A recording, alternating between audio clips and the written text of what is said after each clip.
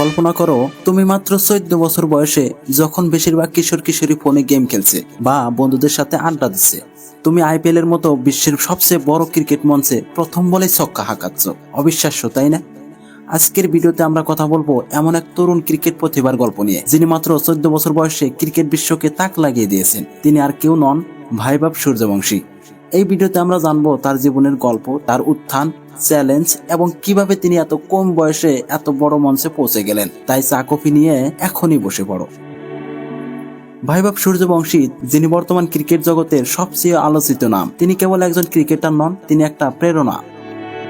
প্রথমে কথা বলি ভাইভাবের শুরুর গল্প নিয়ে। ভাইভাব সূর্যবংশী জন্মেছেন 27 মার্চ 2011 সালে ভারতের বিহারের সমস্তিপুর জেলার তাজপুর গ্রামে। এখন তাজপুর কিন্তু কোনো বড় শহর নয়, এটা একটা ছোট্ট গ্রাম যেখানে ক্রিকেট খেলার জন্য খুব বেশি সুযোগ সুবিধা ছিল না। তবু ভাইভাবের গল্প শুরু হয় তার বাবা সঞ্জীব সূর্যবংশীর হাত ধরে। সঞ্জীব নিজেও একজন ক্রিকেট উৎসাহী ছিলেন এবং যখন তিনি দেখলেন তার ছেলের মধ্যে ক্রিকেটের প্রতি অসাধারণ আগ্রহ আছে, তিনি সিদ্ধান্ত নিলেন ছেলের স্বপ্নকে বাস্তবে রূপ দিবেন। মজার ব্যাপার কি জানো, ভাইভাবের যখন 4 বছর বয়স তখন থেকে তিনি ব্যাট হাতে খেলা শুরু করেন। আমরা 4 বছর বয়সে কি করতাম? সম্ভবত খেলনা গাড়ি নিয়ে খেলতাম বা মায়ের কাছে গল্প শুনতাম, তাই না? কিন্তু ভাইভাব ব্যাট বল নিয়ে মেতে উঠতেন। তার বাবা বাড়ির পিছনে একটা ছোট্ট প্র্যাকটিস এরিয়া বানিয়ে দিয়েছিলেন, যেখানে ভাইভাব ঘন্টার পর ঘন্টা ব্যাটিং করতেন। এখানে একটা মজার গল্প শেয়ার করি। তার বাবা প্রায়ই বলতেন ভাইভাবের ব্যাটিং দেখে মনে হতো ও যেন ক্রিকেটের জন্যই জন্মেছে। 9 বছর বয়সে ভাইভাব সমস্তিপুরের একটা ক্রিকেট একাডেমিতে ভর্তি হন। সেখানে তার কোচ ছিলেন মনীষ ওঝা, যিনি একজন প্রাক্তন রঞ্জি ক্রিকেটার। মনীষ দেখলেন এই ছেলের মধ্যে কিছু স্পেশাল আছে। ভাইভাবের ব্যাটিং স্টাইল ছিল বাঁহাতি, আক্রমণাত্মক এবং অসাধারণ টাইমিং এর। এই সময় থেকেই তিনি আন্ডার 16 এবং আন্ডার 19 টুর্নামেন্ট খেলা শুরু করেন। এখন একটু ভেবে দেখো, তিনি যখন মাত্র 12 বছরের আর আন্ডার 19 টিমে খেলছেন, এটা কি অবিশ্বাস্য নয়?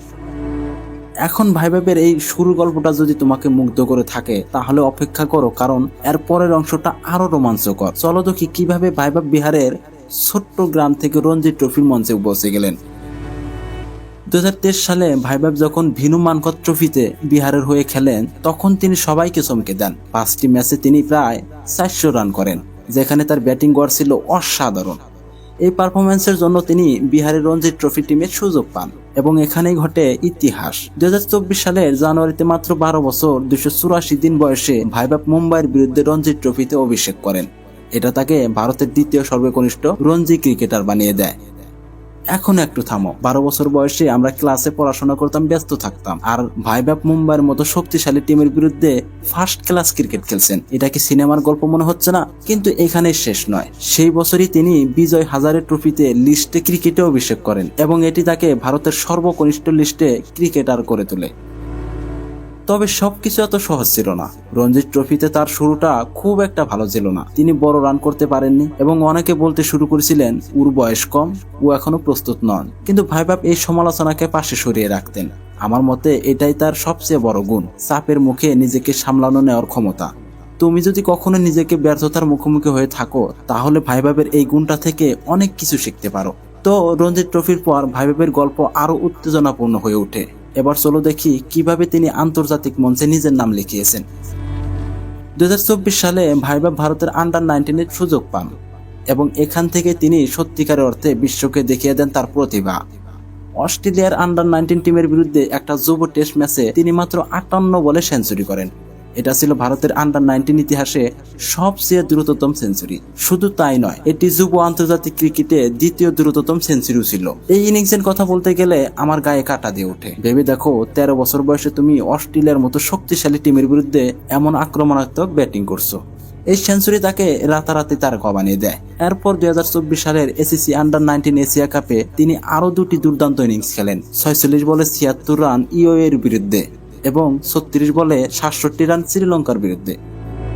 আমার মতে ভাইভাবের ব্যাটিং স্টাইল অনেকটা যুবরাজ সিং এর মতো। তার শটগুলোর মধ্যে একটা আলাদা ক্লাস আছে এবং তিনি বলকে এমন ভাবে টাইমিং করেন যেন বছরের পর বছর ধরে খেলছেন।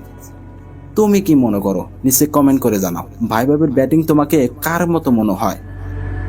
এখন ভাইভাবের এই যুব ক্রিকেটের সাফল্য তাকে নিয়ে যায় আইপিএল এর মতো বিশাল মঞ্চে।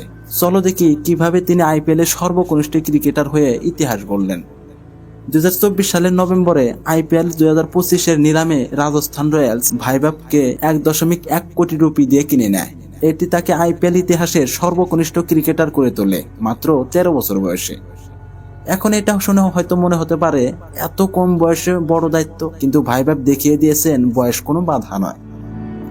2025 সালের 19 এপ্রিল তিনি লখনৌ সুপার জায়ান্টের বিরুদ্ধে আইপিএলে অভিষেক করেন এবং কি অভিষেক! প্রথম বলে তিনি শার্দুল ঠাকুরের বলে ছক্কা হাঁকান। 20 বলে 34 রানের একটি দুর্দান্ত ইনিংস খেলেন তিনি।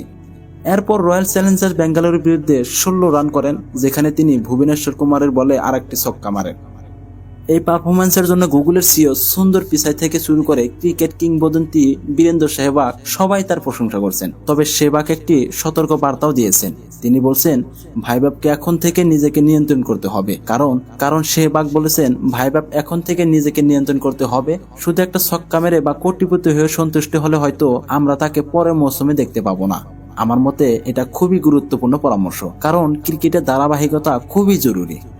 মজার ব্যাপার কি জানো, ভাইভাবের আইপিএল যাত্রা শুধু তার ব্যাটিং নিয়ে নয়, তার মানসিক শক্তির প্রমাণ। তিনি যেভাবে চাপের মুখে খেলছেন তা সত্যিই প্রশংসনীয়। আমি ব্যক্তিগতভাবে মনে করি ভাইভাবের এই মানসিক দৃঢ়তা তাকে ভবিষ্যতে অনেক দূর নিয়ে যাবে। তুমি কি মনে করো? নিচে কমেন্ট করে জানাও। তো ভাইভাবের এই অসাধারণ যাত্রা আপনাদের কি শেখায়? চলো আমরা এই গল্পের শেষ অংশে যাই এবং দেখি কেন ভাইভাব আমাদের সবার জন্য একটা প্রেরণা। ভাইভাব সূর্যবংশীর গল্প শুধু ক্রিকেটের গল্প নয়, এটা স্বপ্ন, পরিশ্রম এবং অদম্য ইচ্ছার গল্প। তিনি প্রমাণ করছেন যে বয়স কোনো বাধা নয়। যদি তোমার মধ্যে প্রতিভা এবং কঠোর পরিশ্রমের মানসিকতা থাকে। তার গ্রাম থেকে আইপিএল পর্যন্ত এই যাত্রা আমাদের শেখায় যে সুযোগের অভাব থাকলেও নিজের লক্ষ্যের প্রতি অটল থাকলে সাফল্য আসবেই। আমার মতে ভাইভাব আমাদের মতো তরুণদের জন্য একটা বড় প্রেরণা। তিনি আমাদের মনে করিয়ে দেন যে স্বপ্ন দেখতে হয় বড়, আর সেই স্বপ্ন পূরণের জন্য কঠোর পরিশ্রম করতে হয়। তুমি যদি কখনো মনে করো আমার বয়স কম, আমি এটা পারবো না, তাহলে ভাইভাবের গল্পটা মনে করো। 14 বছর বয়সে তিনি যা করছেন তা সত্যি অবিশ্বাস্য। তবে ভাইভাবের যাত্রা এখনো শেষ হয়নি। আমি নিশ্চিত আগামী দিনে তিনি আরো বড় বড় রেকর্ড গড়বেন। হয়তো কয়েক বছর পর আমরা তাকে ভারতীয় জাতীয় দলে দেখতে পাবো, কিংবা বিশ্বকাপে তার ব্যাটিং দেখে গর্ববোধ করব। তুমি কি মনে করো, ভাইভাব কি ভারতের পরবর্তী ক্রিকেট সুপারস্টার হবে? বন্ধুরা, ভাইভাব সূর্যবংশীর এই গল্পটা কেমন লাগলো নিশ্চয়ই কমেন্ট করে তোমাদের মতামত জানাও। আর যদি তুমি এই ভিডিও পছন্দ করে থাকো তাহলে একটা লাইক দিতে বলো না। আমাদের চ্যানেলে এরকম আরো মজার এবং প্রেরণাদায়ী গল্প পেতে সাবস্ক্রাইব করো এবং বেল আইকনটা প্রেস করো, যাতে নতুন ভিডিও রিলিজ হলেই তুমি নোটিফিকেশন পাও। ধন্যবাদ সবাইকে।